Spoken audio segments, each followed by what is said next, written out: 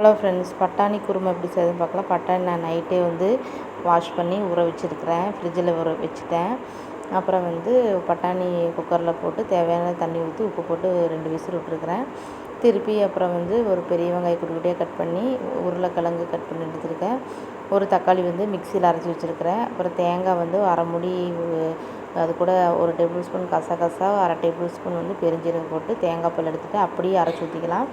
Cooker வச்சு 1.5 table spoon oil ஊற்றி, oil heat ஆனதும் ஒரு பெரிய வெங்காயம் கட் பண்ணது போட்டு நல்லா வதக்கிட்டு, இஞ்சி பூண்டு பேஸ்ட்டு போட்டு நல்லா வதக்கணும், பச்சை ஸ்மெல்லு போகிற அளவுக்கு நல்லா வதக்கிட்டு, அப்புறம் அரைச்சி வச்ச தக்காளியும் போட்டு நல்லா வதக்கிக்கணும்.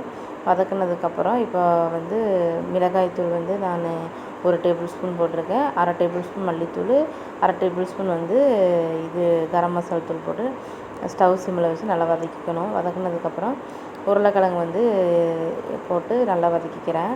தேவையான உப்பு போட்டுக்கணும். அப்புறம் இதுலேயே அந்த பட்டாணியை போட்டு திருப்பி ஒரு 2 விசில் விடுறேன், ஏன்னா அந்த உப்பு காரமெல்லாம் பிடிக்கிறதுக்கு. அப்புறம் நல்லா விசில் அடங்கினதும் தேங்காய் பால் ஊற்றி நல்லா கொதிக்க வச்சதுக்கப்புறம் அப்புறம் கடாய் வச்சு ஆயில் ஊற்றி பெருஞ்சீரகம், சின்ன வெங்காயம் குட்டி குட்டியாக கட் பண்ண ஒரு 5-6 சின்ன வெங்காயம், கருவேப்பிலை போட்டு அதில் குழம்புல ஊற்றினா ரெடி ஃப்ரெண்ட்ஸ். சப்பாத்தி, இடியாப்பம், தோசைக்கெல்லாம் நல்லாயிருக்கும் ஃப்ரெண்ட்ஸ். இந்த வீடியோ பிடிச்சிருந்தா லைக் பண்ணுங்கள், கமெண்ட் பண்ணுங்கள், சப்ஸ்கிரைப் பண்ணுங்கள். குழம்பு ரெடி ஃப்ரெண்ட்ஸ்.